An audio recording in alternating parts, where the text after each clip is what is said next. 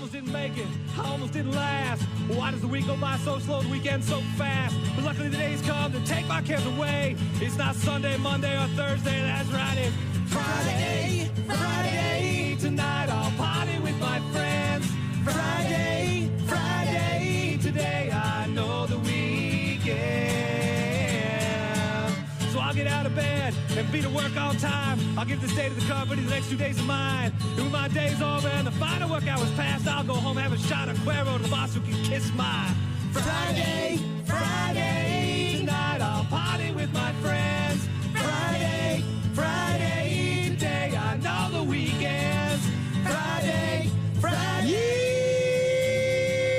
Yeah! It's Friday, bitches! Enjoy yourselves. Heck yeah, heck yeah. I plan to do just that. NFL, bitches. Powerball, bitches. Cooler temperatures, bitches. Yeah, that I'm kind of not ready for yet. This All is of it. all too early. But All of it. I'm here for all of it, Gene. Yeah. I'm here for all of I it. know you are. I'm not digging the 50s yet. I mean, that's October weather, not early September. Yeah, I'm here for it. We got a lot of stuff to get to today. Of course, Doc is going to join us a bit later on. We'll get his racing report just after 8 a.m. Bad News, Happy Music, a Friday edition. You can download the 92.9 The X app or the 95.7 The Rock app and send us voicemails, images, and videos. And, hey, look at that. We already got a couple of voicemails. Yay. Do you have any Gemini syndrome? I do have some Gemini syndrome. That's from one of our listeners in Eau Claire. Love that. We also got this one. This dude loves the Gen X lunch.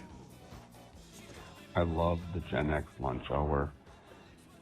And I also love the Black Keys. For some reason, their deep cuts don't get any respect play in the Eau Claire area.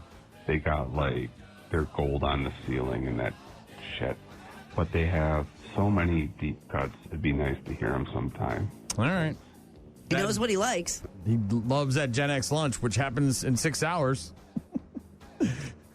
But thanks for the message bright and early this morning. You can also find all our contact info online at rockmornings.com if you want to Call, leave a shoot message. us an email please. or a text or find all of our social media crap. You can do all that at rockmornings.com.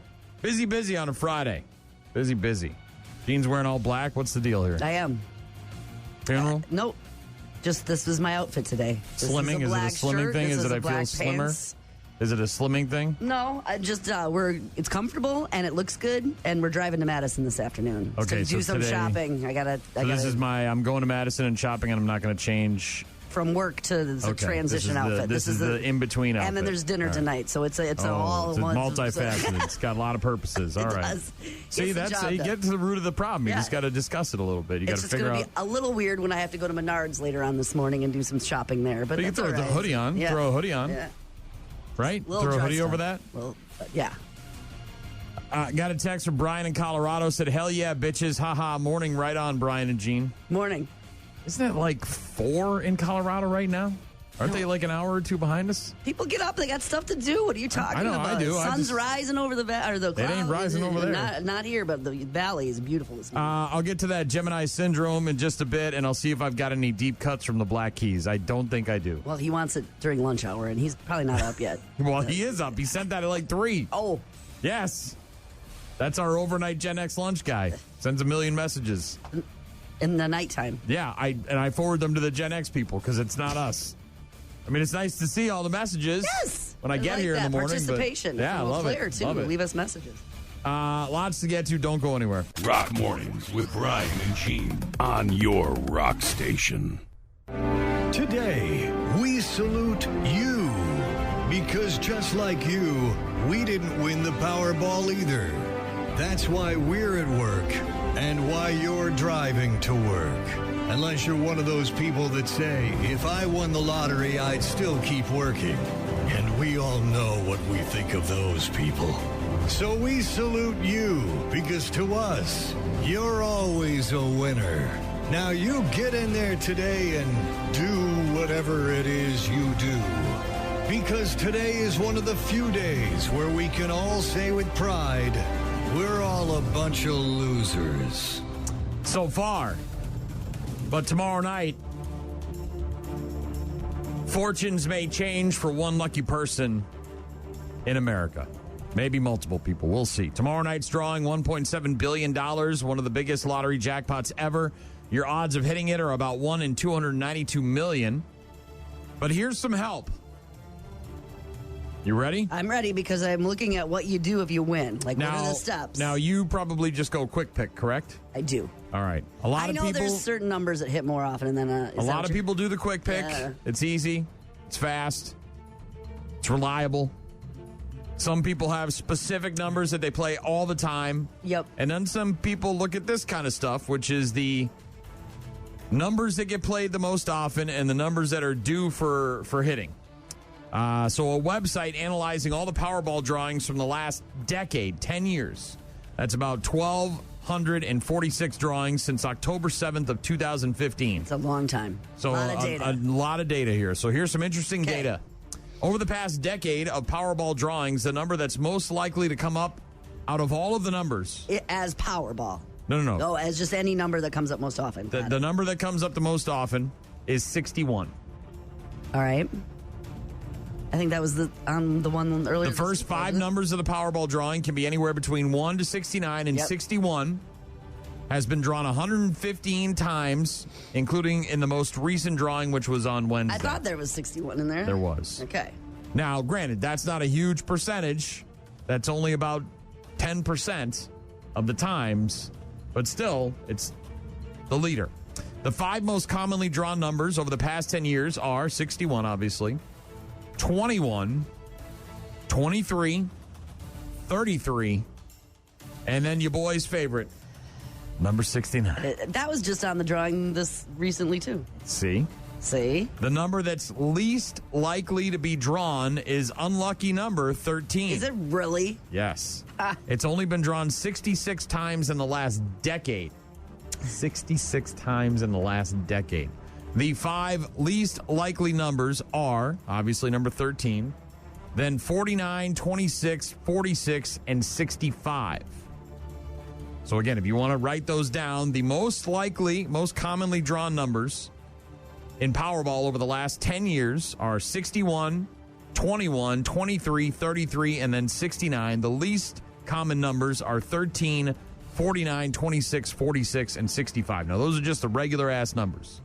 Those have nothing to do with the Powerball number there at the end. Show me the money. The number that's most overdue for a drawing is the number 26, which hasn't been drawn since April of this year. So it's been several months since 26 showed up in the drawings. Okay. And when it comes... what am I supposed to do with this information? Okay. Here we go. When it comes to the Powerball number, right, the red one at the end, the most likely number to hit is number 4.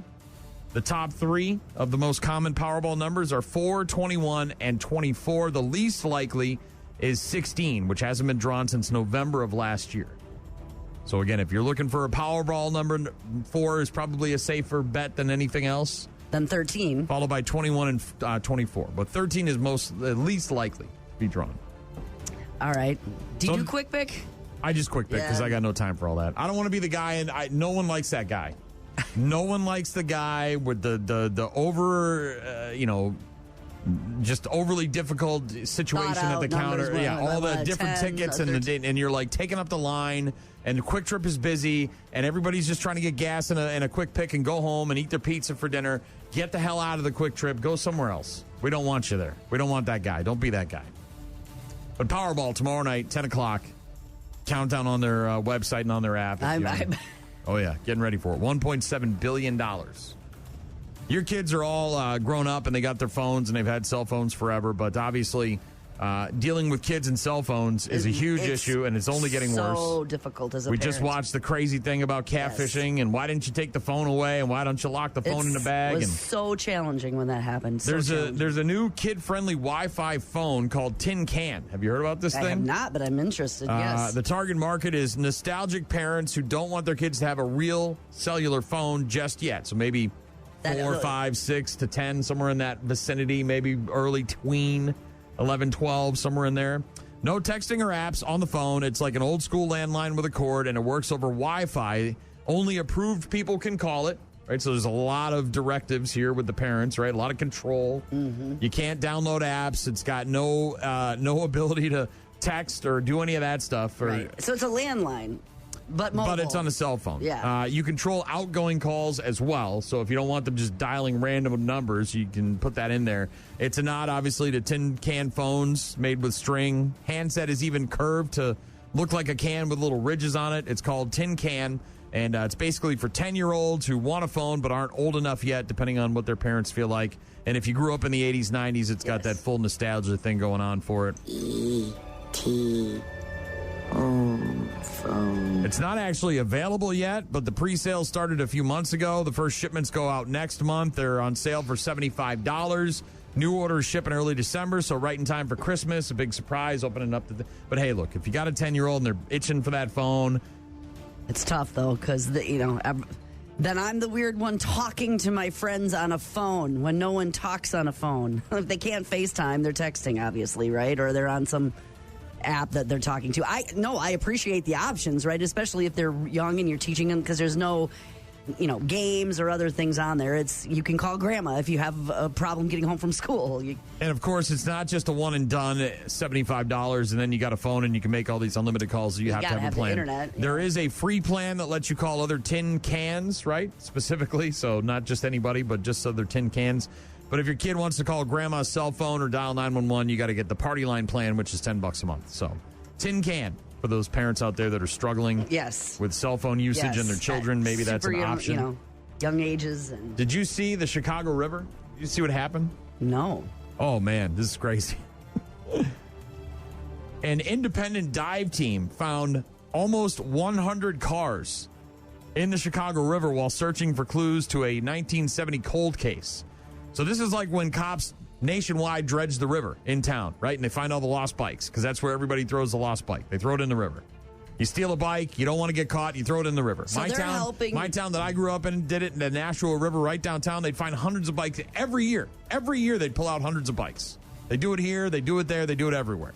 But they weren't just cleaning the waterway. They were investigating. They're looking for the remains of Edward and Stefanina Andrews. Authorities reviewing their next steps, but 97 cars found in the Chicago River while they're trying to figure out where these people's bodies are. Independent dive teaming using sonar technology to search for a couple who disappeared decades ago instead of found dozens of submerged vehicles. Chaos divers arriving at the Lower West Side of Chicago looking for clues to help solve the mysterious disappearance of Ed and Steph dating back to the 70s. In search of one car in particular, they found not one, not two, not three, but 97 vehicles between Cicero Avenue and Diversey Parkway in the Chicago River. They say it's not uncommon for us to find vehicles. Heck, that's what we do. So far, 75 of the cars have been cleared, meaning they're not connected to the group's cold case investigation. They got another 22 to go. But how many are there other bodies? And those are just the 97 they found. There might be a whole bunch more. Yeah, this sonar search and recovery team travels the country looking for missing persons who are lost with their vehicle potentially in the water. This couple had disappeared after leaving a dinner party. Yeah. Apparently back in 1970, and they may have gone into the river, getting lost or whatever. So, but then turns up that here's more. 97 cars in the river. Down by the river! And last but not least, do you remember the dirt bike guy at the town hall? I sure do. I really just came up here to say that you're either going to hear them where they're allowed to be, or you're going to hear them where they're not allowed to be. You need to...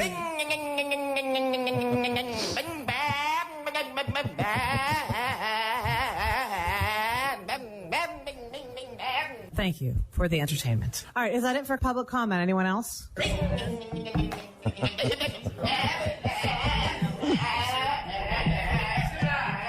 If there's further disruption, we're going to have to ask you to leave.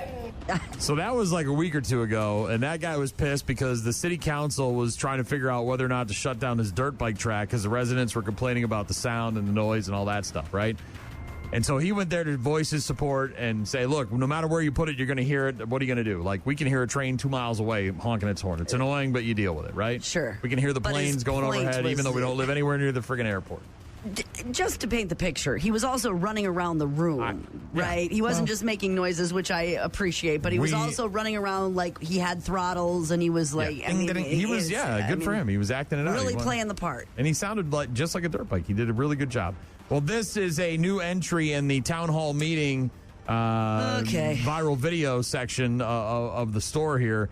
This guy is in New Jersey and going viral after he breakdanced at a town hall meeting to apparently... Why? He was upset about the school money going... Like, he got his taxes went up more than they told him it was going to go up. The taxes are too high? Yes. So here's the beginning part. This is one of the town hall guys talking about people coming up and they got 5 minutes and yada, yada, yada. Public comments pursuant to the Code of the Township of Cranford, Article 1, Section 72-4. Persons addressing the Township Committee shall be allowed a maximum of 5 minutes for their presentations. Please come forward to the microphone, state your name and address for the record so that the clerk can keep our records. Thank you. So the first guy to come up is this dude, and he looks like everyday average dude, lives in town. He's got the bald spot. He's got a regular shirt on. He's got Looks pants. like a regular guy. Regular guy. And as he starts to walk up to the podium, with only 5 minutes of time to be in front of the town hall people and plead his case, he starts doing these breakdancing moves. And he's doing like the robot, and he's doing this funny walk and all this stuff. And he's not up to the microphone yet. No, and he's not up to the microphone yet. And he finally gets towards the microphone, and the town hall guy sees what's happening, and he says... Mr. Thilly, I started your time.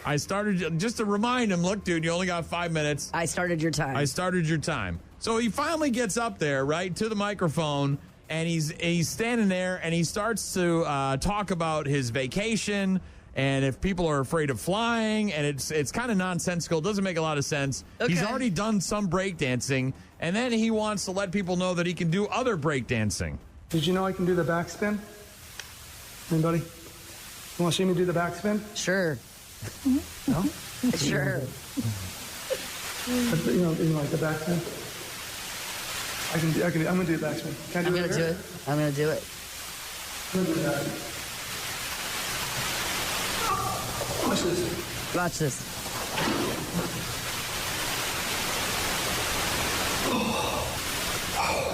So he really just came there to dance. He didn't. Well, and then he finally, after he does the backspin and gets up and sobs and sighs and drinks a little water and replenishes his fluids that he's lost while doing this great breakdancing routine. Yes. He finally gets to his point. Why did our taxes go up so much? We were told the referendum was going to bring it up for an average household about $400, I think. And mine went up like $900. And I think we were told like that was from the schools or something. But the school referendum said it would only go up, like I said, $400 on an average assessed home. So wanted to know why it went up, if it did, much more than that. And, what extra expenses were incurred by the schools that weren't told to the public when we voted on that referendum. Now, I've clipped it a lot here, obviously. There's plenty of stuff missing. He did take his full 5 minutes in between the breakdancing and the discussion about the vacation stuff and the planes and flying and where he went and all that stuff. Okay. And then his eventual, complaint about the taxes. And then finally, at the end, to wrap things up, the guy on the town board... the council there at the big table says, all right, thank you very much. Thank you, Mr. Thilly. I like the interpretive dance. I understand his point if he's trying to bring attention to this, right? How am I going to get, because you look and there's not a lot of people in the town hall meeting, right? There's maybe 20 people sitting there. No one's really paying attention to this guy. They may not even care about what he's up there to talk about. So how do you bring attention to it? You go viral and other people pay attention and maybe you get more support. He didn't, the vacation part, I didn't hear any of that. But his point about taxes, didn't sound... No, he's he's clear and conscious and he's making sense. Then he moonwalked out of there after he finished his... But that's a new entrant in the viral video Hall of Fame right there is Mr. Breakdancing Town Hall guy. Mr. Breakdancing Town Hall guy. We salute you. Yeah, there's that guy. You can just Google it if you want to watch the whole video. It's a lot. It's a lengthy video. He does have some decent moves. He's got supposed to be 5 minutes. He's got the robot thing going down. 5 minutes. Not That's too bad. it. That's all he gets. Not too bad. For our listener that called in, send us a voicemail through the 92.9 The X app. wanted to hear some Gemini Syndrome. We do have Gemini Syndrome, and here it is. Rock Mornings with Brian and Gene. Find them online at rockmornings.com. That is requested Gemini Syndrome for one of our listeners in the Eau Claire area. Leave us a message if there's something you want to hear or let us know about. Yeah, download the 95.7 The Rock app or the 92.9 The X app. You can leave us voicemails, send us images, videos. You can also find all of our other contact info at rockmornings.com. The Brew Crew losing to the Phillies again yesterday, 2-0. Swing and a foul tip. He got him. And the Phillies have shut out the Brewers 2-0. And they take 2 of 3 from Milwaukee. And they head into Miami with a 6-game lead in the National League East. Yeah, the Brewers continuing to struggle, but hopefully they can get right at home against Pittsburgh, or excuse me, not at home, in Pittsburgh tonight. The first of 3 against the Pirates, 5:40 first pitch. That game tonight, by the way, on Apple TV+. Shelby Miller facing the possibility of a second Tommy John surgery as the Brewers place a veteran right-hander on the 60-day IL with a sprained ulnar collateral ligament in his throwing elbow. He spoke to reporters on Wednesday, said he planned to speak with a doctor regarding his MRI results and get some feedback on his next steps. He also acknowledged surgery seemed like the realistic option for him, spoke pragmatically about his baseball future, saying, quote, "I'm definitely, probably going to miss next year. Be ready for 2027, see how my arm feels, see where I'm at in my life, and go from there." So his career may be coming to an end. Sounds like it's very serious. It's going to be a long time before he ever plays, if he plays again. Yeah, the Tommy John surgery is almost a full year before you can get back out there and throw baseballs. So week 1 of the NFL kicking off last night with Jalen Hurts rushing for a couple of touchdowns for the Eagles, who lost Jalen Carter before the first snap of the game after he spat on Dak Prescott. Sportsmanlike conduct, defense number 98 has disqualified him from the game. 15-yard penalty. Automatic. First down. So Jalen Carter, the focus and the star for the Eagles on the front line, out for the game before a snap. Here he goes. He walks there in front of Dak Prescott. Did he spit? Did he spit on him? There you go. Jalen Carter out of this game before a snap. Yeah, so Dallas gets the ball to start the game, and right before they're about to line up and run a play, the teams kind of get into it. Jalen Carter talking to Dak Prescott, and just at the end, he spits on him. And at first you don't see it. Then, of course, they slow the video down. The umpire's right there. He sees it, throws the flag, and ejects his ass. So that guy either didn't want to play or was all hyped up. He apologized, obviously, after the game, but he's probably going to get a nice little fine from the NFL. The game also delayed for 65 minutes because of lightning in the area. These storms may produce severe conditions, including lightning and strong winds. For your safety, we encourage you to seek shelter immediately. Yeah. So the Eagles were up 24-20 at the time they delayed the game. It was about 4:45 left in the third quarter when the game was stopped, and that's the way the game ended, 24-20. Final score, Eagles over the Cowboys. Got another game tonight. Kansas City Chiefs hosting the Chargers at 7 p.m. on YouTube. If you want to watch that one, it's free. By the way, you don't need a YouTube subscription. Nice. And Travis Kelce and Patrick Mahomes making fun of one another because Mahomes said that Kelce couldn't find Brazil on a map. We've had a plan for this all summer long, and now we're just ready to play football again. Oh, man, it was crazy. It was a lot of fun seeing all the fans there. And he had that one coming for telling everybody I didn't know where Brazil was on the map. Yeah, Kelce there doing his impersonation of Mahomes with his weird Kermit the Frog voice, and I'm sure with a worldly fiance like Taylor Swift, he knows exactly where Brazil is. Little ribbing. Packers host Detroit on Sunday at 3:30. The Vikings and Bears are, of course, on Monday Night Football, and the Badgers. Yes, tell me about this. Tomorrow, 3 o'clock kickoff against Middle Tennessee. They'll be without their starting quarterback. He's on the injured list. Yeah. So they'll be starting a backup. But that game will be on FS1, and Gene will be in the stands doing jump around. I will be there. As a matter of fact, it's Whiteout Day. It's also a bucket hat giveaway, so I'm hoping for that. And it's also Band Day. So I love the band dorks. The band dorks. Piccolos, I love it. It's Hall of Fame celebration as well. So 3 o'clock, Camp Randall tomorrow afternoon. Sports on Rock Mornings with Brian and Gene. We've got some music from Pop Evil coming up in just a bit. Rock Mornings with Brian and Gene on your rock station.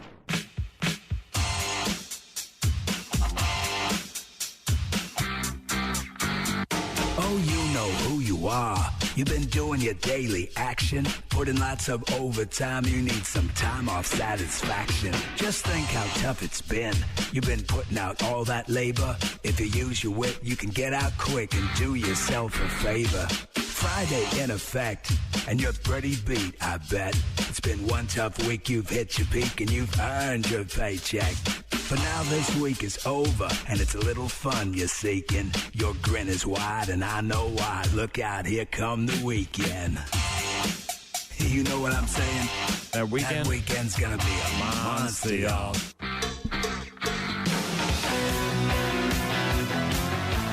The weekend is here. Nice little short work week, 4 days for most people. If you had Labor Day off, obviously.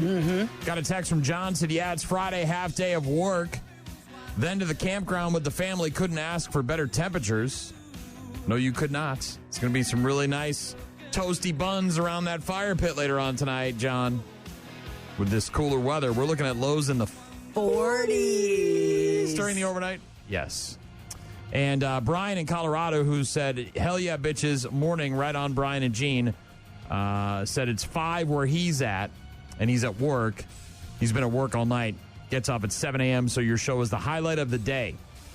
It's the end of his day, which is always the highlight of anybody's work day, isn't Wants it? to hear Let the Bad Times Roll by The Offspring. I'll try to get to that here in just a couple of minutes. Thank you, Brian in Colorado. John, for the text. You can send us text messages. Find all our contact info online at rockmornings.com. You can also download the 92.9 The X app or the 95.7 The Rock app, and you can send us voicemails and images and videos through the apps. Yeah, birthday girl yesterday. The pictures that her husband sent in for us, so that was really cool. But Stray, a little pop-up shower last night. Did you? Yeah, there was some sprinkles as we were watching television after we ate dinner, and then it must have rained pretty heavily at some point because when I got up at 1 o'clock and left the house at about 1:30, there was puddles everywhere when I was riding the Harley in.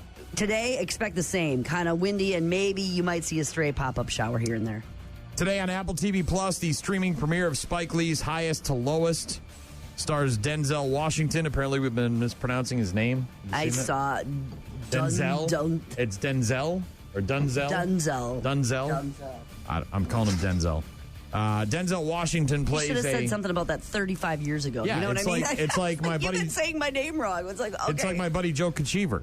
His name is Joe Kachever, and I said Kachever for years, and he never corrected me. And then one day I heard somebody pronounce it differently, and I was like, wait a minute, is that how you pronounce it? And they're like, yeah. And I was like, oh, you could have said something about that. He could have said something about that. Well, Denzel or Dunzel or however he pronounces his name, he's a record producer in this film, Highest to Lowest, which is made by Spike Lee. Record producer who plans to buy back control of his label, disrupted by A$AP Rocky when he tries to kidnap his son. It's called Highest to Lowest. And it's making its debut on Apple TV Plus today. Over on HBO Max today, the streaming premiere of Friendship, which is that dark comedy starring Paul Rudd and Tim Robinson. Oh, man, that's Jerry. Whoa. Oh, yeah. Oh. This is my dream car. I hope you get it one day. This thing is absolutely cherry. Friendship is a disastrously awkward bromance. Really excited about it. The funniest thing I've seen in my entire life. You just gave me goosebumps. An instant classic. My whole body was vibrating. It's I Love You Man for sickos. Whoa, buddy. This is insane. I don't wish to continue this friendship at the moment. Friendship, making its streaming debut on HBO Max today. Sunday night on CBS, MTV, and Paramount Plus. It is the 2025 MTV Video Music Awards, hosted by LL Cool J. Performers include Doja Cat, Jelly Roll, Post Malone, Sabrina Carpenter, and Tate McRae. All people that I don't care to watch. So I will not be tuning in on Sunday night for the MTV Video Music Awards. I will be tuning in on Sunday night to NBC for Sunday Night Football. As it's the Buffalo Bills taking on the Baltimore Ravens, a huge matchup in Week 1 of the NFL. Hell yeah. Yeah. Also on Sunday night over on Showtime, the first season finale of Dexter Resurrection. Dexter in New York, right? Killing people. Sunday night on AMC, the third season premiere of The Walking Dead, Daryl Dixon. Just keep walking. We actually watched a movie last night that came out in 2009. It's called Carriers. Okay. It's got Chris Pine, Wonder Woman. The guy from Wonder Woman. It scary?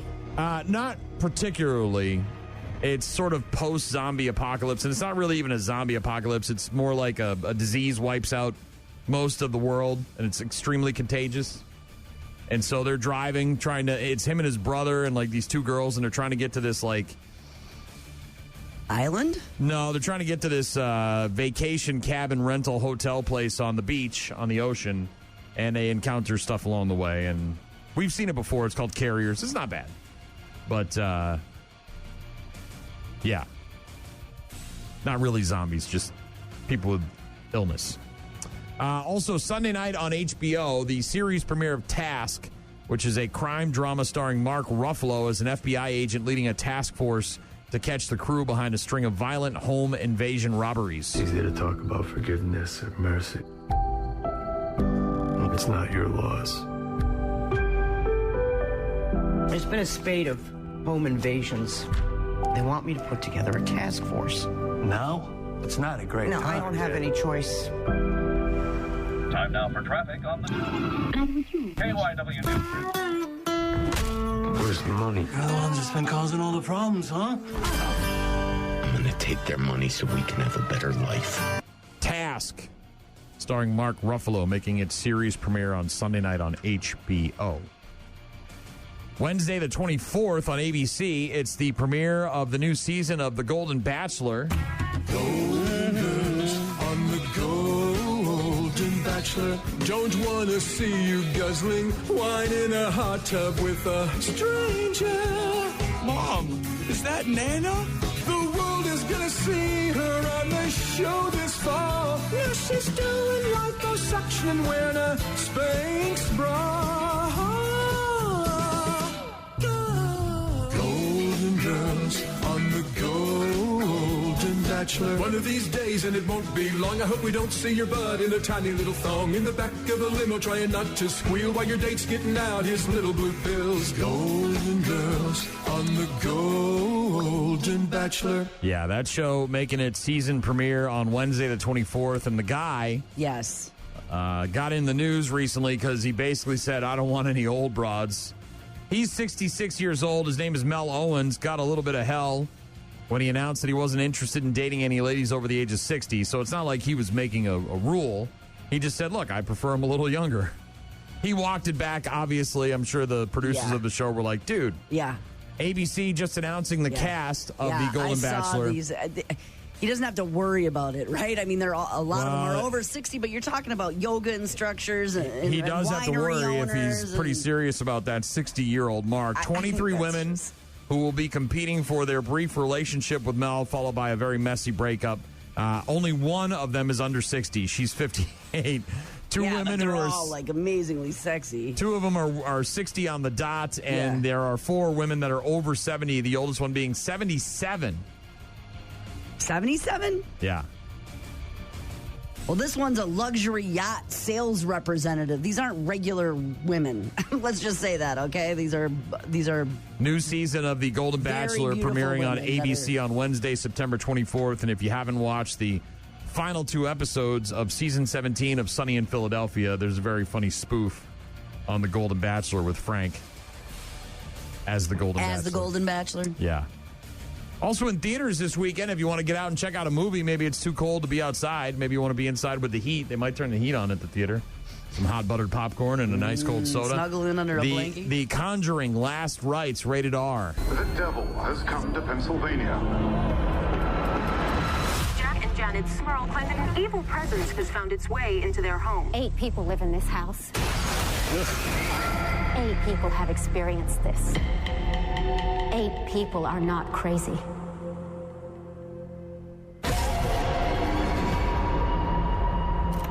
So, when did this start? Heather's confirmation. 7th of September. There's something in the attic.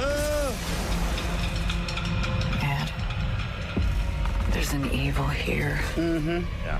Something I've felt before. Patrick Wilson, Vera Farmiga back as paranormal investigators Ed and Lorraine Warren. It's the 4th Conjuring film, But the 9th installment in that universe, counting the 3 Annabelle movies and the 2 Nun movies, this one is based on the Smurl haunting in Pennsylvania. A family claimed that a demon had terrorized their house for 15 years during the 70s and 80s. Bitch, move! Oh, my gosh. You got 1 year, and then I'm out. I don't even know if I'll last a year. Man, life's hard enough. Can you imagine going home every night and having your 15 years of a demon in the attic? I'm not staying here. Right. Turns out it was the same demon that the Warrens met and ran away from early in their career, and now it's coming after them and their daughter. It's The Conjuring Last Rites, and it's rated R, and it's in theaters this weekend. There you go. Got a text from Brian in Colorado, wanted to hear some Offspring, and even though he wanted to hear Let the Bad Times Roll, I didn't want to play that one because this one is funnier, and I don't know if you saw this, but the Offspring just played a show in California, and they had this song called Pretty Fly for a White Guy. Yes. Which was very popular for about a week or two back in like the early 2000s. Yep. And in the video, there was this guy, and he was dressed up, he wanted to be kind of a wannabe rapper, right? And, the gold chain and the hat and everything and the clothes. In the crowd.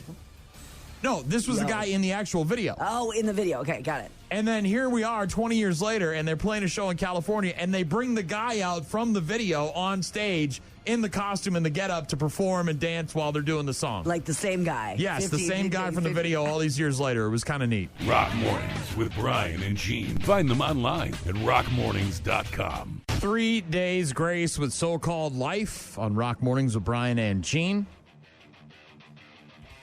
You ever get into writing? Like stories, books, things like that? You ever think about it? That's something you might want to do? No, or you know this. I wrote poetry. I know. I'm saying I got mocked horribly when I was in. Yeah, we all did. Right. Some people use that as a jumping off. Nope. Some people are like us and take it to heart and then shut it down. There you go. Yeah, that's what happened to me. I had a English teacher. I think it was about 3rd or 4th grade, and we were given an assignment to write a Christmas story, right? Something Christmassy, right around the holiday. And yours was all death and murder, wasn't it? Yeah, mine was essentially like Killer Santa Claus or Violent something like Night, that. the movie Violent Night, which has got David Harbour in it, right? Where Santa Claus has got to kick ass and kill a bunch of people that terrorize the North Pole.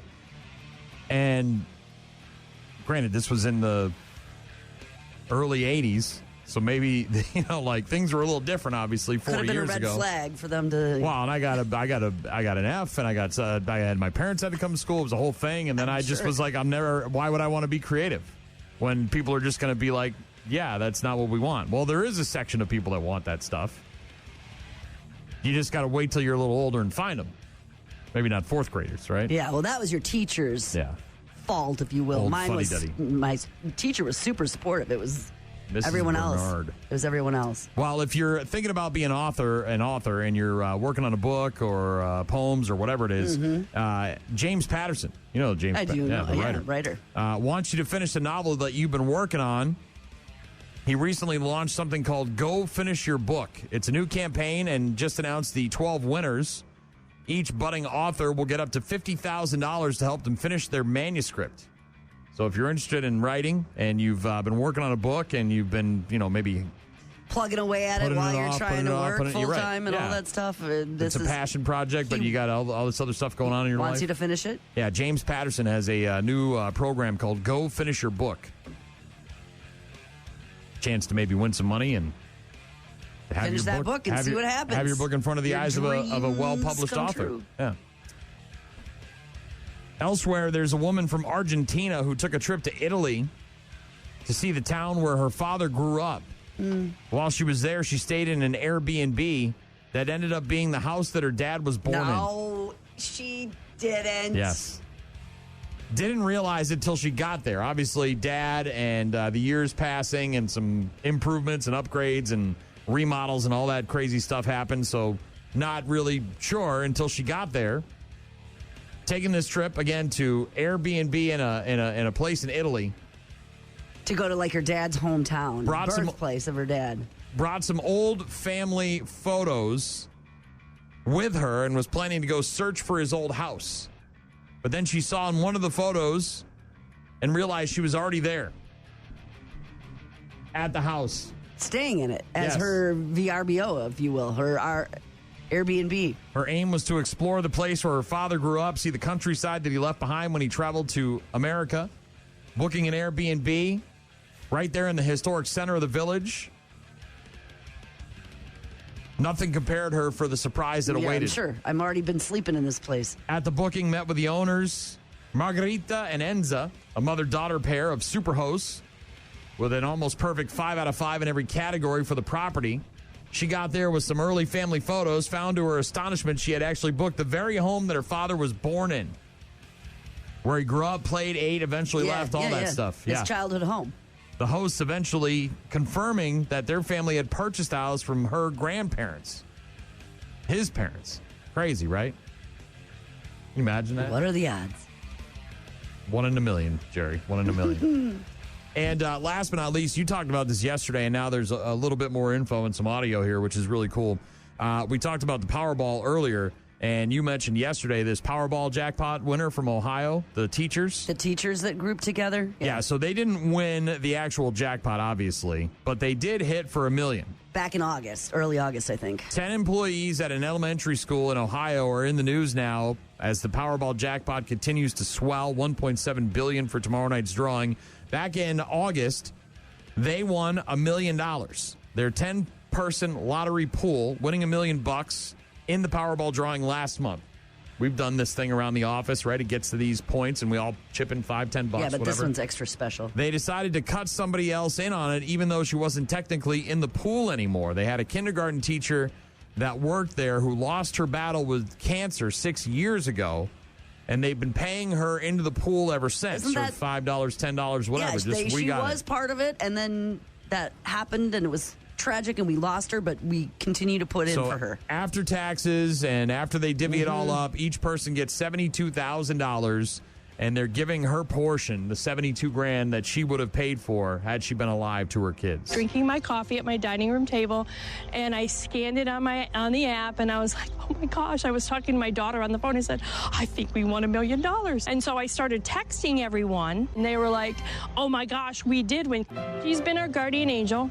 She taught kindergarten here for years. She was in the original group, so we couldn't leave her out. So we've just been paying all that time and for her too, and that makes it even sweeter. Ugh, I know. Mary Jo is the name of the woman that passed away from cancer. They say the group gave Mary Jo's portion of the prize to her children. The winners all have different plans for their winnings, from new cars to paying off mortgages.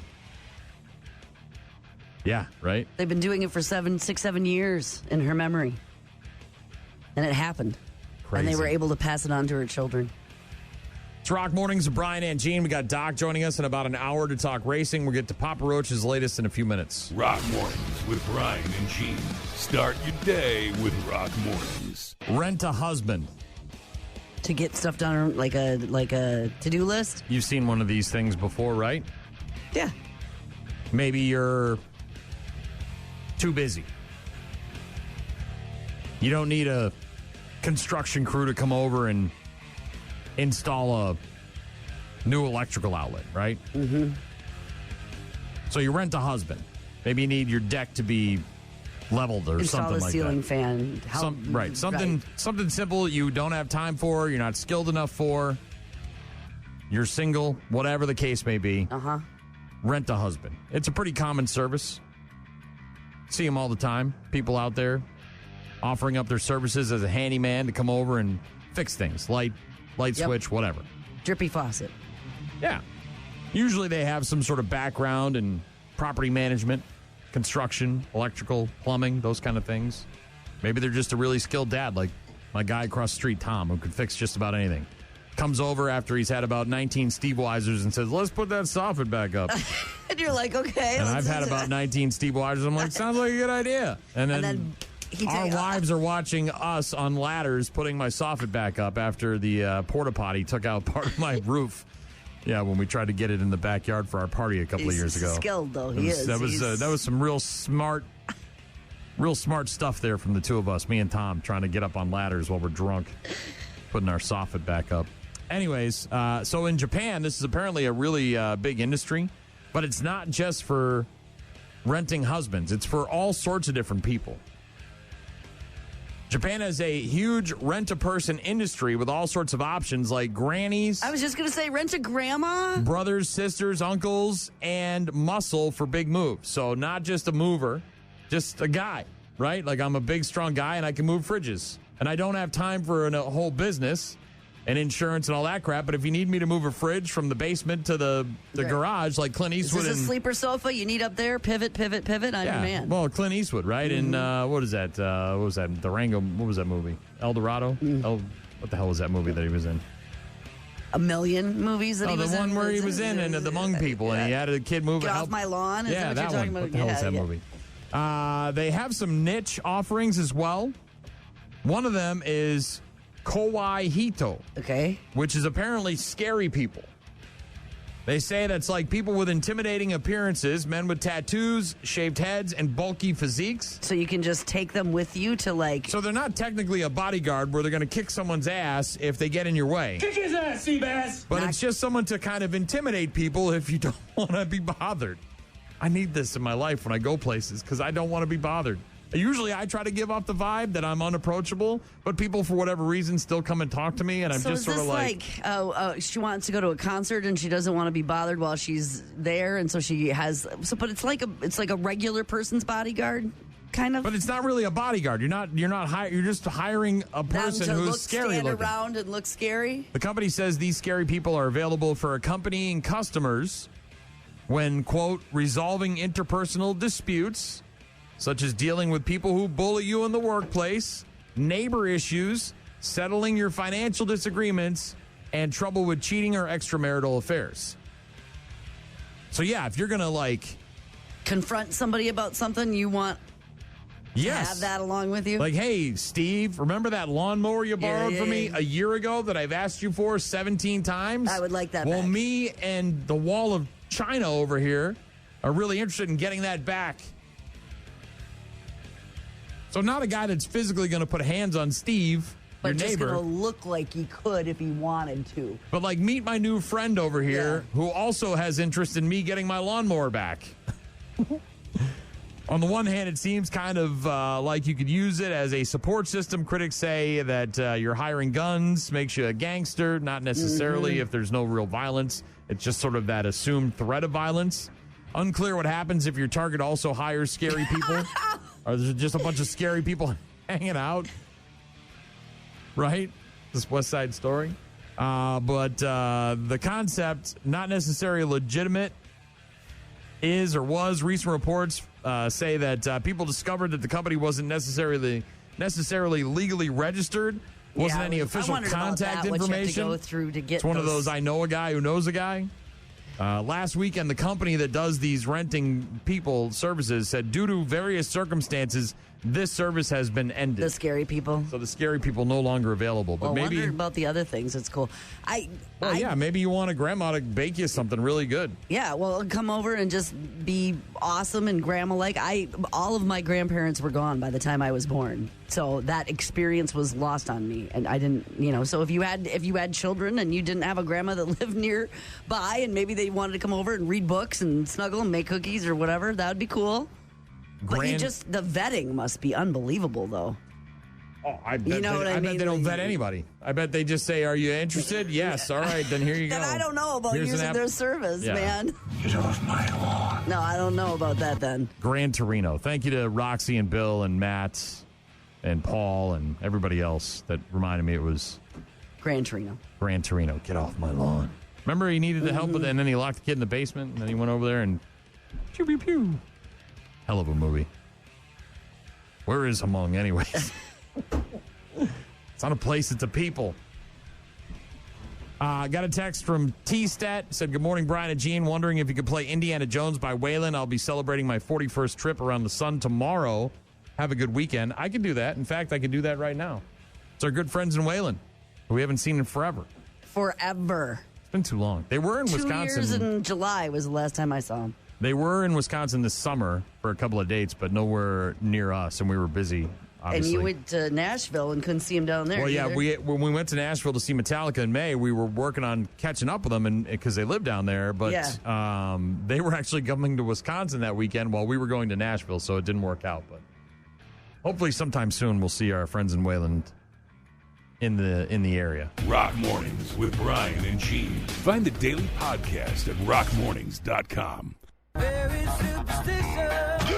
Somewhere out there, a guy is wearing the same unwashed socks since 2009. A sophomore is refusing to sit on any furniture until the fourth quarter. So if you want your team to pull off the upset, go ahead, rub the lucky gnome, eat only orange Skittles, or chant defense, defense at your goldfish. We're not saying it works, but then again, why risk it? Warning, rituals may include but are not limited to hat spinning, nacho stacking, or shouting at squirrels. No actual effect on game outcome. Please wash your socks. Football season has begun. NFL action last night. Eagles and Cowboys delayed for about an hour thanks to some lightning in the area.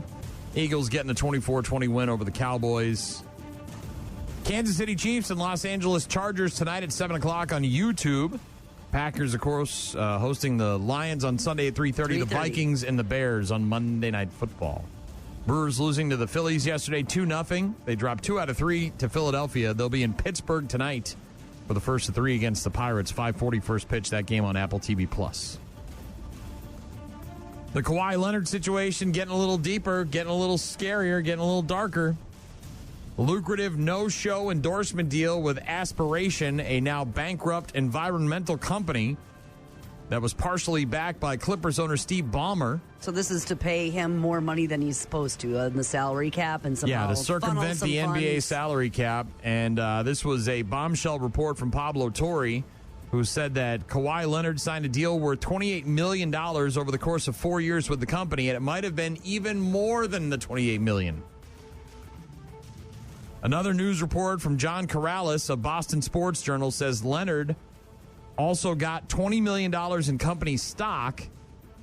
None of the high-powered executives were consulted about the massive $28 million endorsement deal that Leonard signed, and it was presented, quote, as is. All I know is the NBA is going to do their due diligence, and there may be some serious penalties and fines coming down for the Clippers. Or they may sweep it all under the rug and say nothing to see here. Right. We've looked into it, and there's no files, so. I don't know why we care. I don't know. Look, I get it. They have rules and regulations.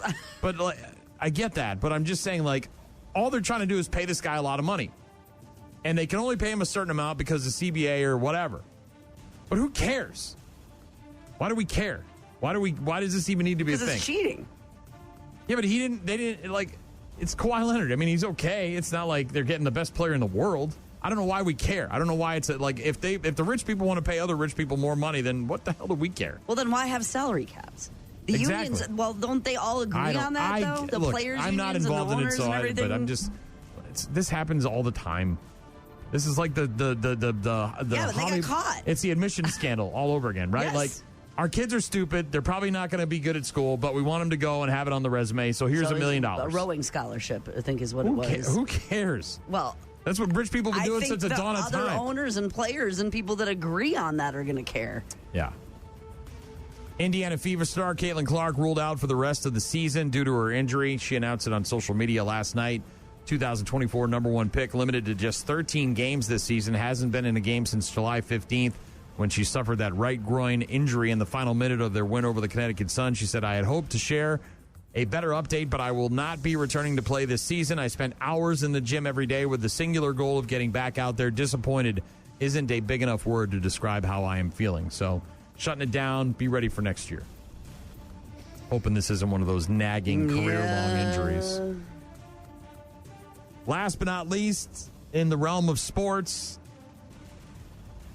we thought it was over when he was in the ring with Logan Paul, but apparently Mike Tyson's getting back into the squared circle. Supposedly?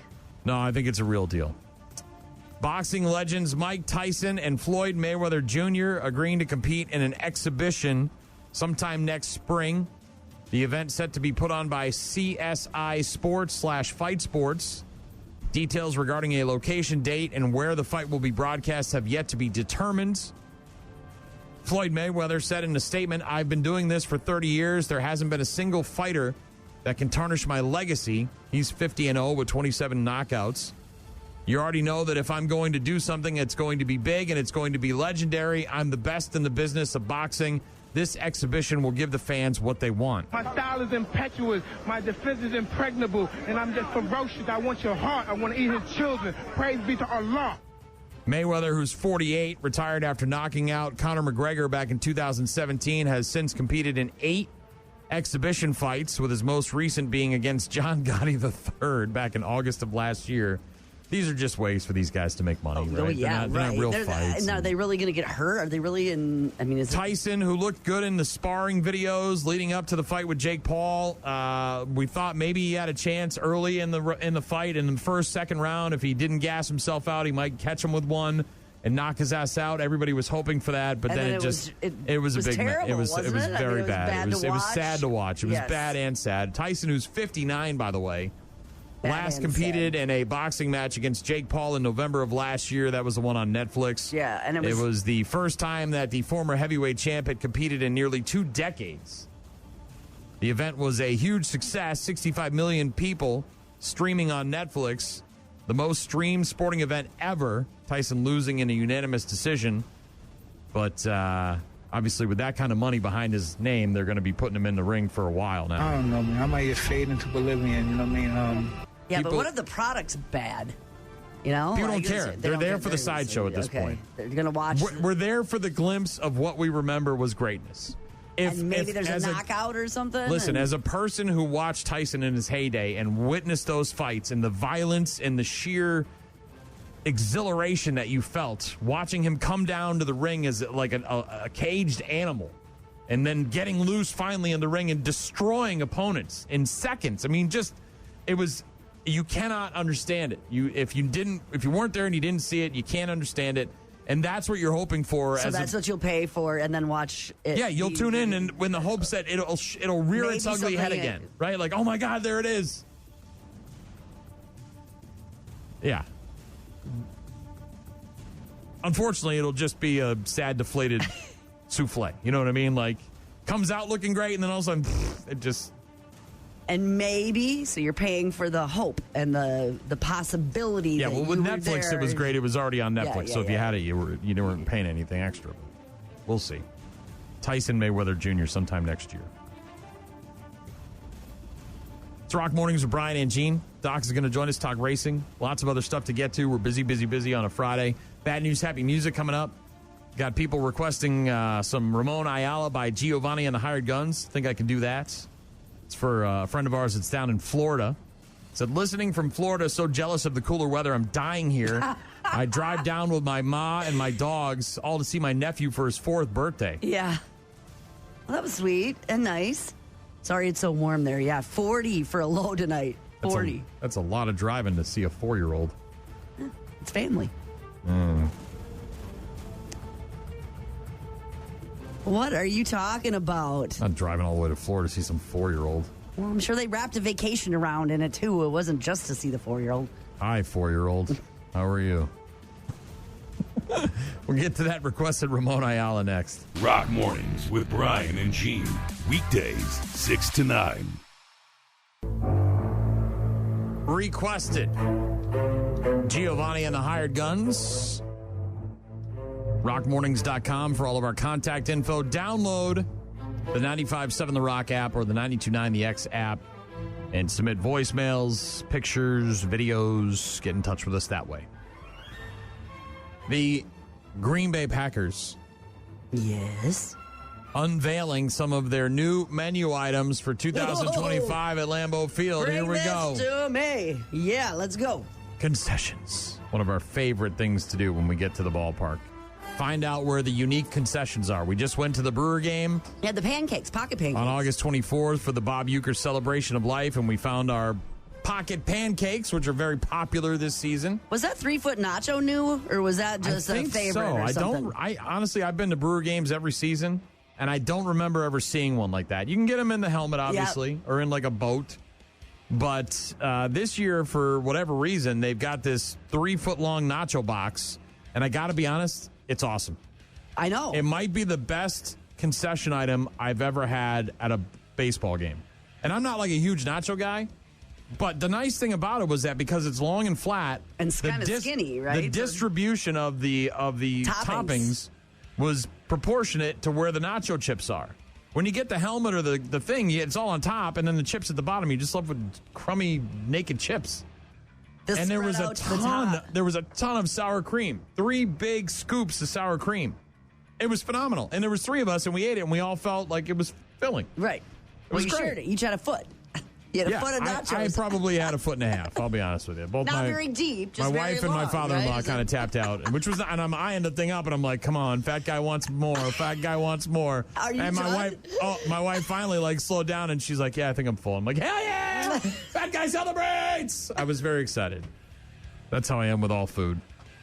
I'm watching my wife to see how she's doing. She's slowing down. If she's slowing down, I'm thinking, oh, God damn, I'm going to get all that. I'm going to get all that left over. All that's because I'm not letting it go to waste. That's the other thing. Look, we're a wasteful society, top to bottom. It's not a thing that only exists in a ballpark.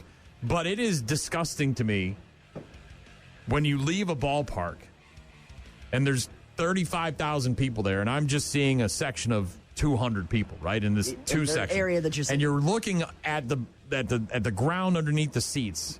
And all of the uneaten cheese curds and hot dogs and it's just you spent $40 on this food and these drinks and all this stuff it there on and the you ground. and you only ate half of it and then you leave it there and I get it, they don't give you a bag to take it home with and all that stuff, and who really does that? But it's still just mind-boggling to me to spend that kind of money for that kind of food, which isn't that good anyways, because it's fast and it's it's not very well done, except the nachos. But these nachos were top notch.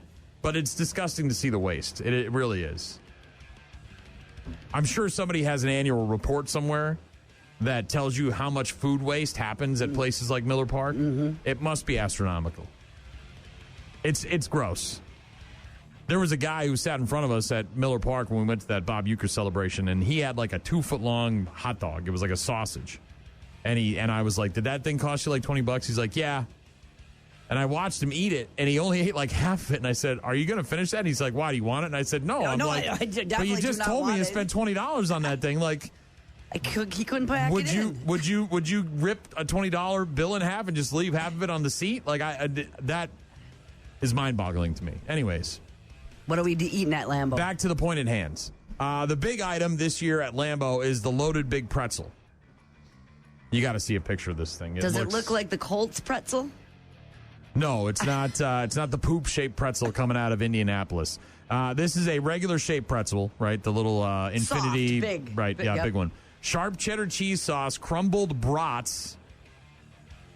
So they took brats and they shredded them into a food processor. So a bacon bits, a fried sauerkraut, beer cheese mustard sauce, and beer mustard, all on top. It's the loaded big pretzel. Give it a Google. Tell me what you think. It's new at Lambeau this season.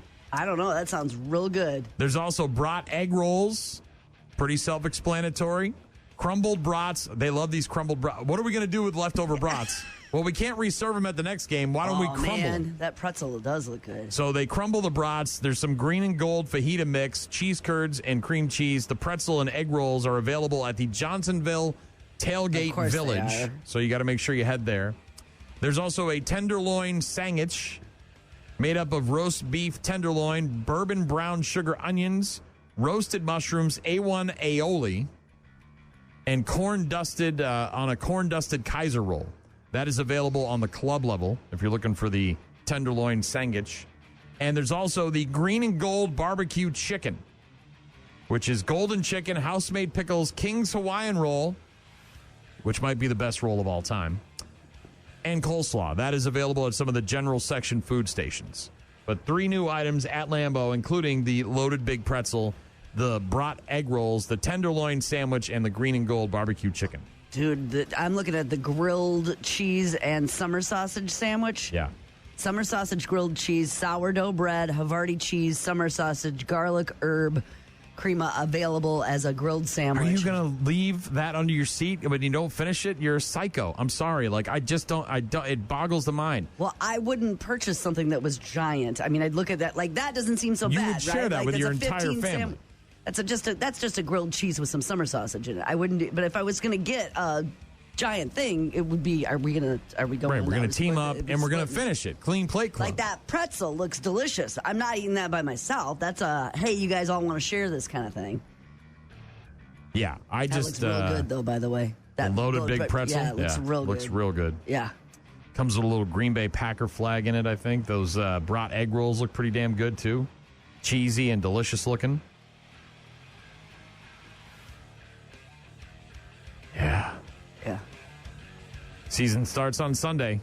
Boy, that tenderloin sandwich. I tell you what, if they serve it and it looks like that, that might be the go-to. Obviously, it doesn't come out looking like that, but the presentation for the unveiling of the new menu items, they always make them look bigger and fuller, and those tenderloin sandwiches look like a hell of a... These barbecue pull-apart sandwiches look good, too, because it looks like, the little Hawaiian rolls. It's a bunch of those where you put them in a cookie pan and you just cut them in half the long way. So there's 6 of them, and so that way you could get that and like the pretzel, and then you share it with the people that you're trust me, I know. Sample all the things, but I'm not getting that 6-pack and expecting to eat it myself. Oh, I'd eat them myself. Well, what are you, some kind of girl? Can't eat 6 Hawaiian rolls? Amateur. You say you're from Wisconsin. Get out of here. You going to Lambeau? I don't know yet. We haven't figured that out. Obviously, the Patriots are not coming to Lambeau this year. So if we go, I told the boss, I'm like, I'm not doing any bus trips to Lambeau anymore. I just can't. It's too much. I don't mind them. For some reason, mentally, the Miller Park trips are better. They're shorter. They're not, though. But it's really about the same amount. I don't know what it is. I don't know what. It's just something. I find it to be more enjoyable to go to a Packer game when you can be there for the weekend. If you can go on like Friday or Saturday. Well, of course. And then you can get up and you can go and hit the bars and get a bloody and go to Hinterland and check all the stuff out and walk around Lambeau. That adds the whole. But like getting there and getting off the bus and I don't. Oh, I like them in and out and convenient because I'm not driving and I'm not parking and I'm not doing any of that. And I don't mind that stuff as long as I've got a day in between. You know what I mean? Like a hotel. So I don't know. We'll see. We haven't really talked about it, but maybe, possibly. Bus trips though. WiscoTrips.com, by the way, if you want to go to Lambeau on one of the bus trips. Are we? What's going on with Cora with this holiday thing? When is that happening? Is that getting on the website, or can we tell people about that yet? Yeah. The trip to Nashville for the holidays? Yeah, so our good friend Office Cora, who you hear on Thursday mornings during the program, letting us know what she's doing on the weekends in the 715. She's going to be hosting a bus to Nashville for the holidays? Yeah, it's live, as a matter of fact. Oh, it's on there now? I took this trip in the spring. I had an amazing time. I mean, it wasn't this Christmas one, so we didn't have the, I went to the Grand Ole Opry, but it wasn't their Christmas show. I went to the exhibit area, but it wasn't Christmas. But you can find out more about it at Wisco Trips. It's awesome. It was super Cora. fun. Super fun. Hosting the bus to Nashville for the holidays. I can't decide if I want top or bottom. It's not bunk beds with this trip. You get your own bed. You don't have to decide that at all. Oh, that was a gem from yesterday. Yeah. WiscoTrips.com for all of our bus trips. Rock Mornings with Brian and Gene. Find them online at rockmornings.com. 8:15-ish on Fridays during the NASCAR season. We're joined by the one and only Mr. Technicality, Car 54, Billy Doc Niles, a.k.a. Captain Retirement, a.k.a. hashtag Mr. Fister, a.k.a. hashtag this guy. Happy July. Happy 4th of July, you big dummy. Hashtag this guy. I'm kind of anal. That's what all the guys at the campground say. Hashtag this guy. He's got it locked on the rock. He's listening to the dog. Who isn't? That would be Shorty, normally Florida man, now Jamaica man. Jamaica man. Shorty's in Jamaica. Wow. Hop, skip, and a jump from Florida. Hashtag this guy. You're getting a thrill by listening to Bill. Always, Doc, always. Hashtag this guy. He gets to stay on the box. Hell yeah, he does. That's exactly where he stays, right on that box, Gene. Hashtag this guy. Going to have to come from the back. Exactly where I'm coming from this weekend. Hashtag this guy. Going to be a big one for them. That's what she said. Hashtag this guy. He could be coming from your backyard. Ooh, scary, spooky. From the backyard, from the back nine. Back of the limo. Hashtag this guy. A lot of beating and banging. Sounds like a good weekend at the Doc household. Or the camper. Hashtag this guy. Nothing says you can't slip one in without saying anything. Oh, Sneaky Pete. Hashtag this guy. First day with the new tongue. do some exercises. Hashtag this guy. God damn, I'm going too fast. No one ever said that, Doc. Nobody said Car that about 54, Doc. never. Once. Hashtag this guy. He sees her. He doesn't have time to turn away from her. Blasts her in the rear end. Yeah, he did. Right there in the rear end. Hashtag this guy. Whoa, what am I touching here? Whoa, what are you touching here, Doc? Well, I am putting my fingers in holes and balls. Bowling season is starting this weekend, and I'm bowling tonight. Wow. Where are you bowling at? Already? Yep, already. Yeah, it starts for us. It starts every year after Labor Day. I've been bowling. This will be my 36th or 37th year of bowling Friday nights at Cooley Golf Ball. All right. I just was looking up the other day about bowling because it was, in Wisconsin. This probably is no shock to either of you guys, but there are more bowling alleys in the state of Wisconsin than any other state in the country. That is not a shock to me.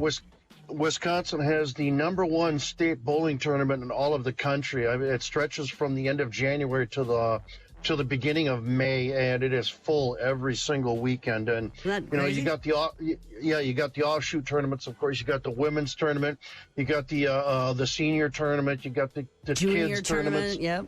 junior tournaments. Yeah. So, look, Wisconsin is without a doubt one of the hotbeds of bowling in the country. Well, good luck proud to tonight. be a part of it. Good luck tonight, Doc. Yeah. Good luck. Thank you very much. So not a ton. I mean, well, there is a ton of news, but it's a lot of like lawsuit stuff. So I didn't really get into it this week. But the 2311 and the lawsuits and the charters and all that. I mean, it's kind of a mess right now, and they're looking at maybe December after the season's over to take this thing to court officially. Well, officially, it's going to go to court. They've been, you're right, too, because that's the only note I have on my sheet here is the lawsuit, which I've been kind of avoiding because I'm not a lawyer. I mean, we could talk to your wife and probably get a better explanation. But bottom line is 2311 and Front Row didn't like the deal and the charter. The 15 charter teams, they were the two that didn't sign it. They took NASCAR to court. NASCAR pulled their charters. So, they're not getting the extra money. It's a lot of money that they're losing right now. And they were going to sell the charters, but then they promised to not sell the charters till after the suit was settled. And you are right, December 1st, it goes to court. And it's basically an antitrust lawsuit, which, once again, I'm not a lawyer, so I don't care about whatever happens with this verdict, one way or the other. It's either going to have huge ramifications on the future of the sport, or it's going to get rid of two teams. So we'll see what happens here in December. And you can keep reading up on this on most NASCAR sites. Fox and NBC been doing a pretty good job of keeping up with it. After round one of the playoffs, Chase Briscoe, 2 years in a row with two different cars, he wins that race at Darlington, so he is automatically into the next round of the playoffs. This weekend, second race of the first round, they're at Worldwide Technology Speedway, formerly known as Gateway International Speedway. It's in Madison, Illinois, just outside of St. Louis. It's a 1.25-mile intermediate speedway, 11-degree banking in 1 and 2, 9 degrees in 3 and 4. Austin Cindric won this race last year. Michael McDowell set the qualifying record last year at 139.2 miles an hour. And this race was run in June. Now it's part of the Chase. Excuse me, fantasy experts. They like Larson, Cindric, and Logano when I filled my note last night.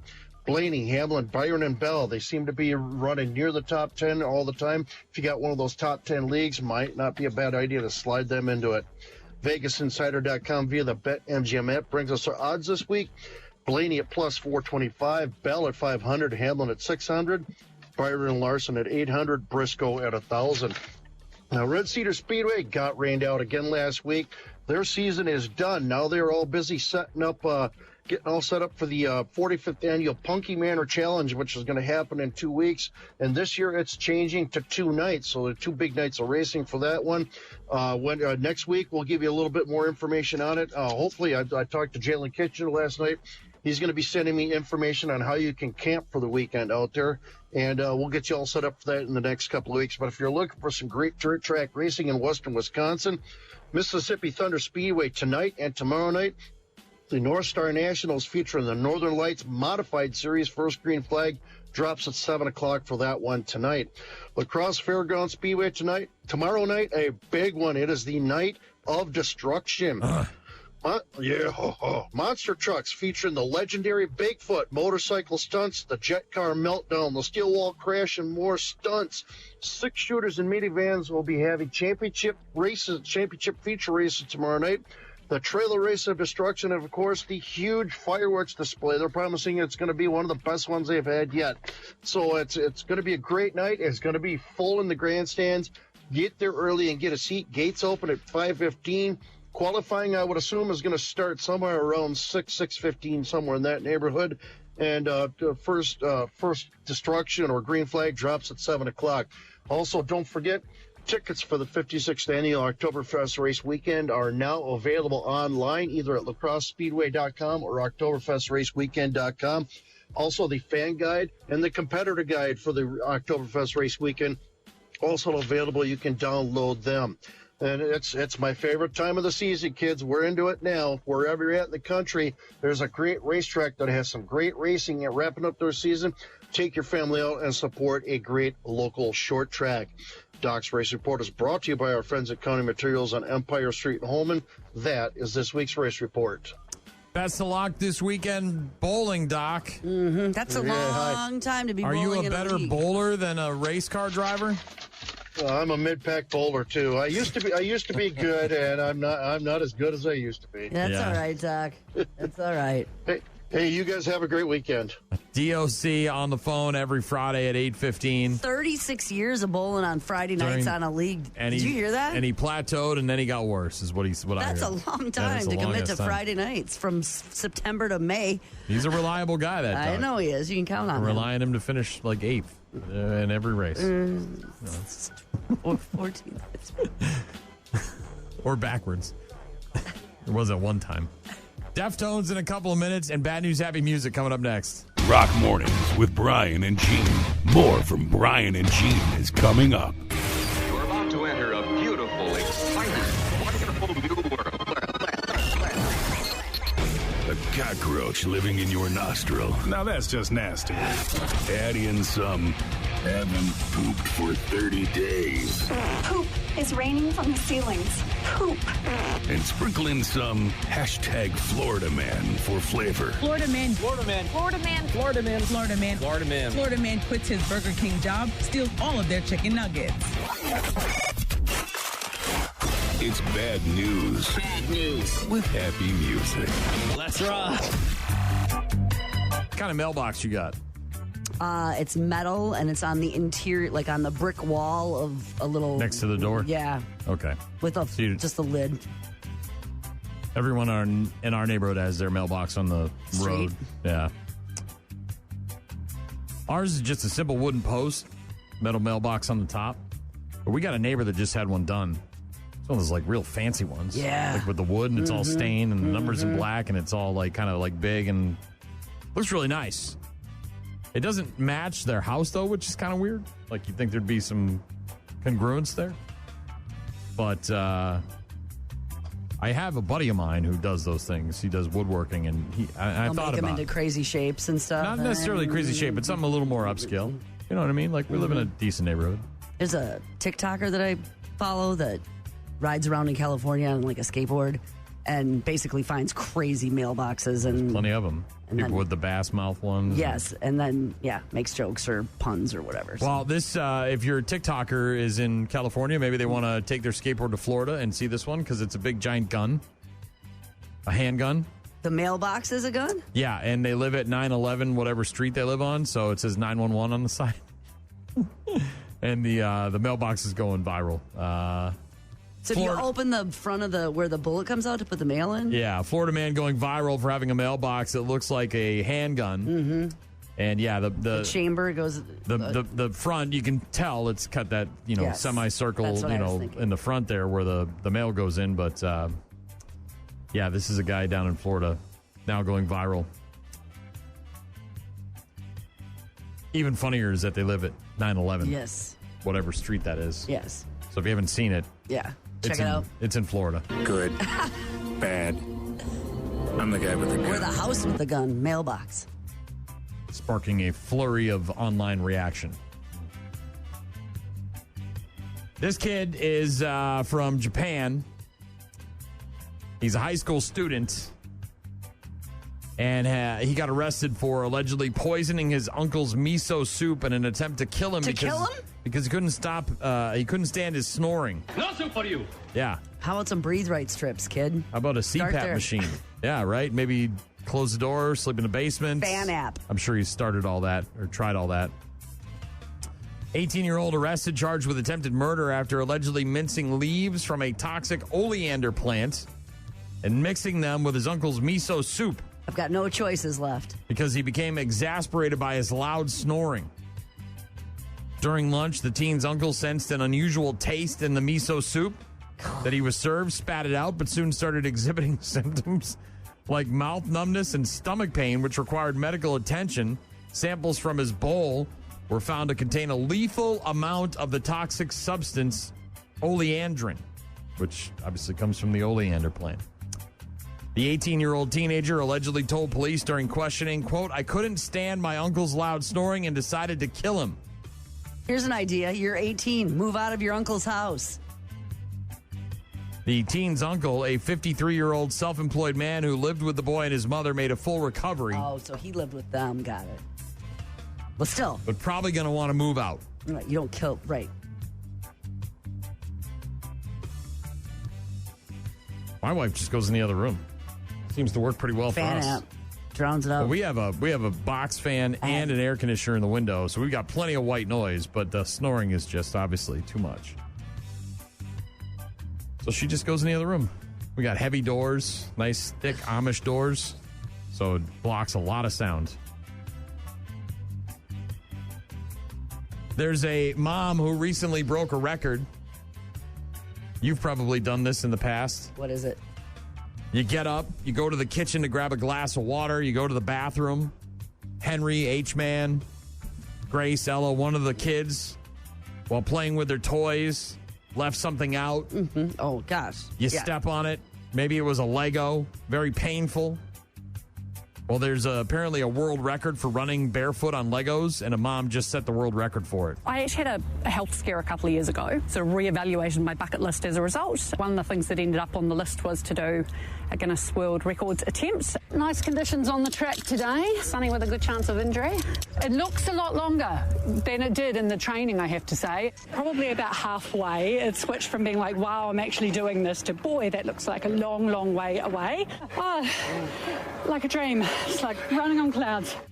A lot of people just step on the Lego brick and then maybe grab their foot and hop around for a second, or stand there and wince in the darkness, maybe curse under their breath.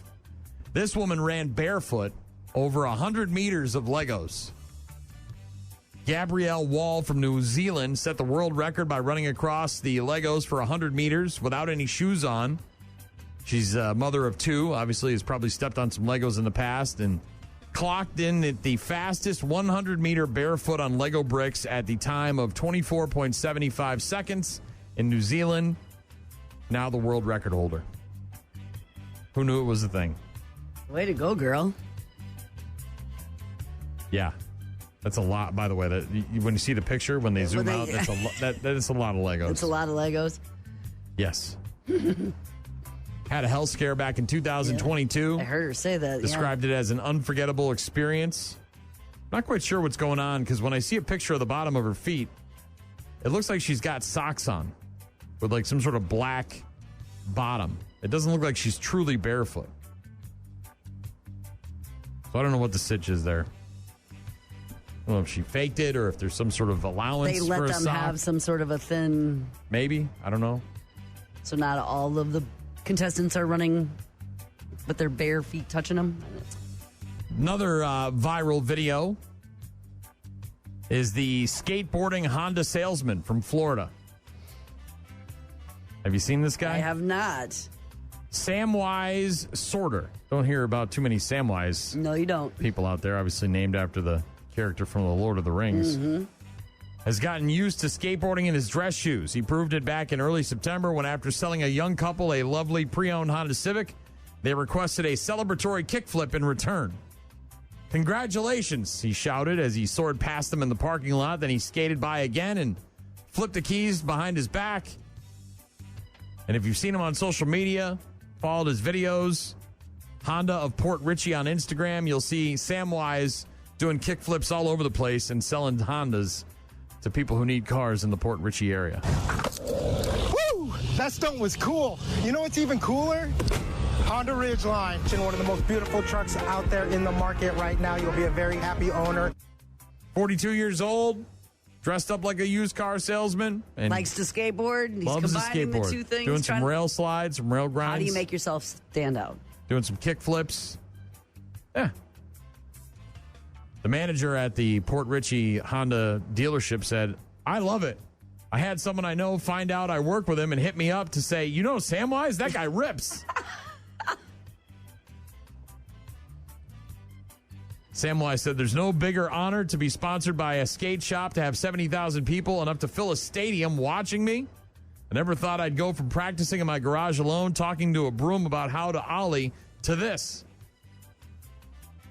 He's got a skill, figured it out, and put it to good now use. He's pairing it with his salesman job. Put it to good use. As a person who has gone to someone's house and eaten food that I did not like. Didn't have to show up, I guess. Let me repeat that for those of you that may have missed it. As a person who has gone to someone else's house and eaten food that they did not like. It was just stuffing. You didn't have to have it. There was plenty of other options. It was Thanksgiving, and you have to have stuffing on Thanksgiving. I didn't realize you tainted it with artichoke hearts. I did that year. There was sausage and artichoke hearts in it that year. I tried Disgusting it. It's my attempt. brother's recipe. I tried. Well, your brother different. should be put in prison somewhere. Something different. It was something different. There was turkey and all sorts of other things. Enough for you to eat. There was plenty of food, but the meal was ruined by the fact that the delicious stuffing, my favorite part of the meal, had been tainted and ruined by artichoke hearts. I'll give you the sausage, whatever. Artichoke hearts have no place in stuffing at Thanksgiving. And I hope you learned your lesson. I'm sure you didn't. This is a whole nother level of eating food at a family gathering, and I'm not quite sure how it ended. A family visit taking an awkward turn when a curious aunt accidentally ate dog food. In a post on the very popular Am I the A-Hole community on Reddit, a user wrote that she lives in a house with her medium-sized dog, keeps a designated area for her pet's essentials. She said, my kitchen is structured in a way that there's an area dedicated to my dog's things. Dog food, dog storage bowls, food toppers, basically everything that has to do with his nutrition in this area of the kitchen, right? In a place where it's like this is the dog cabinet. Obvious area. that it would be where the dog stuff is, right? Not where the SpaghettiOs are. The user's dog food powders are made from a variety of different meats and fish, including beef sirloin, mussels, lamb, chicken. On the label, it says what it is and what it's intended for, but there's no dog on the label to make it super obvious at first glance that it's for a dog, right? A lot of dog and cat foods, treats and otherwise, have animals pictured on the packaging. This one does not. She said that's just how the brand labels are produced. The drama began when the woman's 60-year-old aunt stopped by to help set up her phone. I just got this new phone at Verizon. New phone. Could you show me how to download an app? I saw I needed something longish to be able to open the compartment that would let me add the SIM card. We're still adding SIM cards? I thought they stopped letting us do that. I told her to wait, went to look for one. The aunt, meanwhile, went to the kitchen to grab a glass of water. Next thing the niece knew, the older woman was holding one of the dog food jars in her hand. I hear her asking what I use that powder for and that it tastes quite nice. I gasped and let her know that I use that for my dog. It's dog food. She's just grabbing handfuls of dog powder, like for some sort of food topping powder. And then what? Licking it? Mixing it with water? What's happening? When you get to the end of the bag of chips or pretzels, you take the finger, you put it down there, you get the salt or the goo or whatever. Cheese, everybody powder. does it. But you don't just open up a jar of some sort of weird powder in someone's kitchen and start doing one with a lick-a-stick. You're not doing a lick-a-stick, are you? What is this? I needed a snack, so I Aunt apparently freaked out. I assured her that while it's used for dogs, it's completely fine and safe for humans, and that nothing's going to happen to her at all. She's not going to turn into the shaggy dog. I apologized for the fact she had eaten that in my house, and she started blaming me for leaving food toppers where they were. Nope, you're not the jerk. You can't be. That's woman, crazy. Concluding her post on Am I the A-Hole on Reddit, She has now gone to my mom, my other aunts, and cousins. Commenters were quick to call out the aunt, saying she was being too nosy. I agree. Quote, aunt will now be known forever as Snoopy. Well, wanted a snack. And then you go in there and you open up a powder, stick your finger in it, do some licking, and then you're mad it's dog food. If you open cupboards in someone else's home and help yourself, no one let you eat whatever you consumed without asking. I agree. Yeah. You got what you deserved. You know what dog food tastes like? Do you? It tastes just like it smells. Delicious. Thank you, Tyrone. You ever forget your kid somewhere? Grocery store, daycare, school, grandma's house. I forgot to pick them up somewhere. I didn't, pick them up and then leave them, but I forgot to be at a place I was supposed to be. An investigation now underway after a toddler went missing for several hours from a child care center in Sydney, Australia. A situation described as a, quote, nightmare scenario. Is this where they're in the backseat of the car and they don't even know it? No, okay. It's a I got the wrong kid scenario. Incident came to light when the little boy's mother went to pick him up from the First Steps Learning Academy, only to find out that he wasn't there. Panicked staff looking at the CCTV footage. How many kids they got in this place? You don't know? This one kid? How many kids you got in there? Maybe you got too many kids. What's the checkout procedure here? Contacted other parents to confirm they had their child and it was the correct child, that they didn't walk off with somebody else. It was then discovered that a grandfather had come to collect his grandkid, maybe to go get some ice cream, accidentally was given the wrong child, didn't realize it. Maybe they're similar. How little are these kids? The grandfather's wife said that he arrived when the children were sleeping and the room was dark. He was asleep. We got him in the car. Yeah, that's what I'm saying. Struggling with the car seat. Didn't really notice much difference because he doesn't do the car seat that often. So his biggest thing was trying to work out the seat as opposed to get a good look at the kid. If he's a small toddler, it's dark, you're putting a sleepy kid in there and he's got brown hair or whatever the situation is. You know what I mean? Really not looking at you that much. Maybe head on the shoulder. When we got him home, he just snuggled him and went to sleep. Didn't realize he had the same hair. Had the dummy in his mouth. I'm assuming in Australia, dummy means pacifier. And my husband said, he's not well. He's not himself. He's not. Totally different. Couple are said to be distraught over the incident. Everything's okay. Every kid got returned to the right family. But imagine you're the family that the kid went home with the wrong family. You're like, what the hell, man? You're giving my kid to random strangers? That's why they're upset, and as they should be. Because it's not really Grandpa's fault. He was there to get the kid, and they brought the wrong kid. The Early Childhood Education and Care Regulatory Authority issuing a statement indicating it would conduct a thorough investigation into the, quote, deeply concerning and serious incident. Even Chuck E. Cheese has safeguards in place for that kind of stuff. They give you wristbands and stamps and all that stuff. You can't. Well, they brought the wrong child, right? They're supposed to bring this one, and they brought that one. Somebody's losing their damn job. Not kids. Nowhere near as scary, but I did see a funny story about 2 golden retrievers that were at the same daycare. And did you see? That one would be obvious. Yeah, and they took the wrong one home, but they didn't notice at all. The people, they got it home, and their cats were like, freaking what the out. Hell, dude? Yeah. And they were like, what? Because they looked almost identical. Well, yeah, they're Goldens. And so they were like, I don't think this is the right dog, but only because their cats reacted so weird. Different than a human. Bad news, happy music, last one. Hashtag Florida woman. Convicted of choking her mother and grabbing her brother by the groin. In an argument about a missing PS4 game. Mommy, daddy button. A jury last week convicting 21-year-old Alexandra Dominguez on charges of domestic battery by strangulation and battery after deliberating for just 20 minutes. Back in April of last year, she followed her mom and her brother from a park to their home in order to grab a PlayStation 4 game. The victims told her to wait outside so they would go get the game console and give it to her. When they handed it over, she became irate about a missing game. Verbal argument began just outside the front door, quickly turned physical. Sounds like it. Dominguez first attacking her mother, grabbing her by the throat. That's some stellar daughter stuff right there. The mother then running inside. Dominguez chased her and pushed her to the couch. then again put her hands around her mother's throat and choked her for about a minute.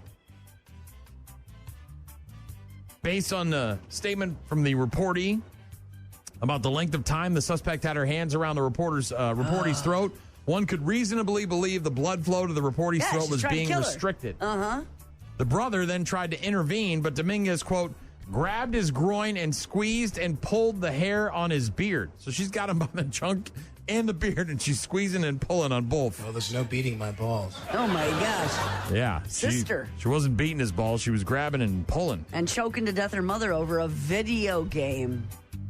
Dominguez eventually removed from the home, continued to pound on the front door, drove back to her house. Cops later arrested her. Sentencing date has not been set yet for Dominguez, Scary. who was convicted by a jury of strangulation and battery. Ask me about my winner. Of her brother and her mother over a video game. Yeah, not even a good one. PS4. I mean, that's like 10 years ago, bro. Yeah. The PS5 is the hot new thing. What the hell She game? got the gaming system. She doesn't get the one game that she wanted. And, of course, they don't tell you what game it is.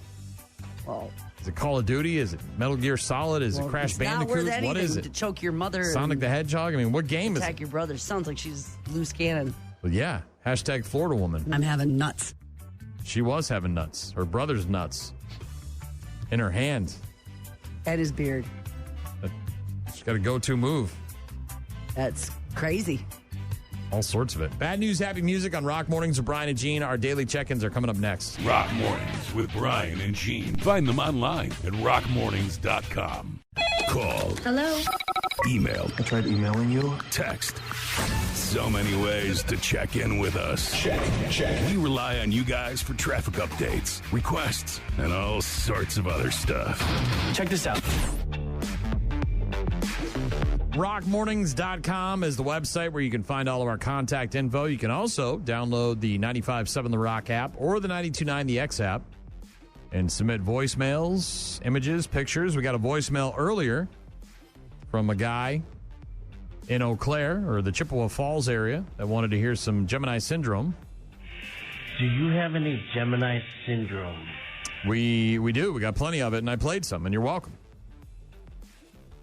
Thanks for the message. Appreciate it.